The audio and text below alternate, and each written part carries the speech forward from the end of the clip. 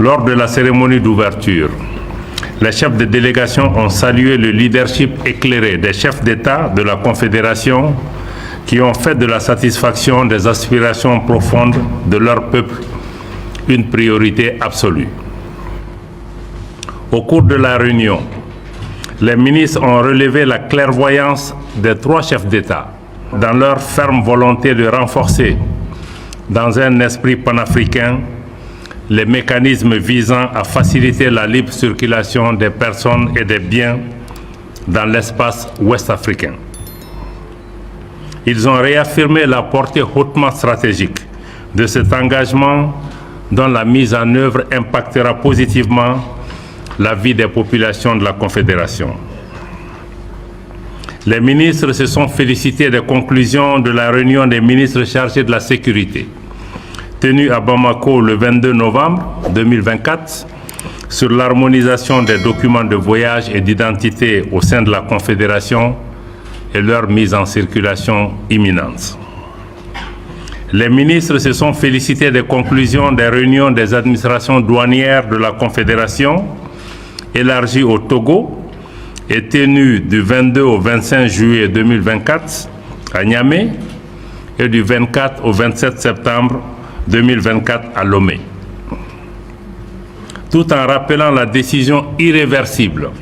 des États de la Confédération de retrait de la CEDEAO,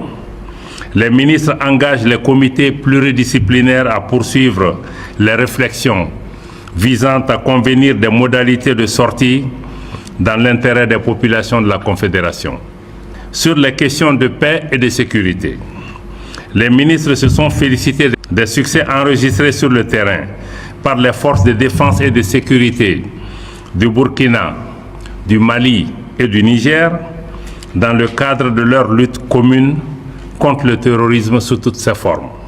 Ils ont exprimé leur appréciation positive de la coordination entre les 3 pays, notamment en ce qui concerne l'opérationnalisation de la force unifiée. Ils ont saisi cette occasion pour rendre hommage à toutes les victimes civiles et militaires et saluer la résilience des populations de la Confédération face aux crises. Les ministres ont fermement condamné les actes terroristes posés contre les populations civiles innocentes et les forces de défense et de sécurité des États membres de la Confédération. Ils ont également réaffirmé la détermination de la Confédération à combattre et à vaincre les forces du mal, fait à Niamey le 13 décembre 2024. À l'issue de cette réunion de haut niveau, les participants ont également formulé des motions de remerciement. Les ministres de la Confédération des États du Sahel, AES, réaffirment l'engagement des plus hautes autorités de la Confédération à mettre tout en œuvre pour préserver les intérêts des populations de la Confédération. Les ministres réitèrent leur attachement à l'intégration africaine, au respect de la souveraineté et aux principes de solidarité qui ont toujours guidé les pères fondateurs du panafricanisme. Les ministres saluent la clairvoyance et l'engagement résolu pour la cause des populations africaines de leurs excellences, le capitaine Ibrahim Traoré,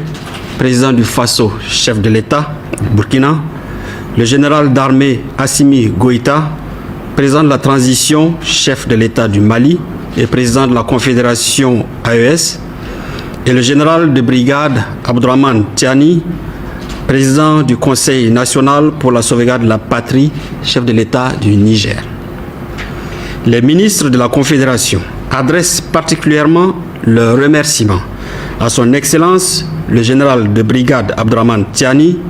président du Conseil national pour la sauvegarde de la patrie, chef de l'État du Niger. Cette réunion ministérielle de Niamey est une réunion préparatoire à la réunion des chefs d'État de la Confédération de l'Alliance des États du Sahel.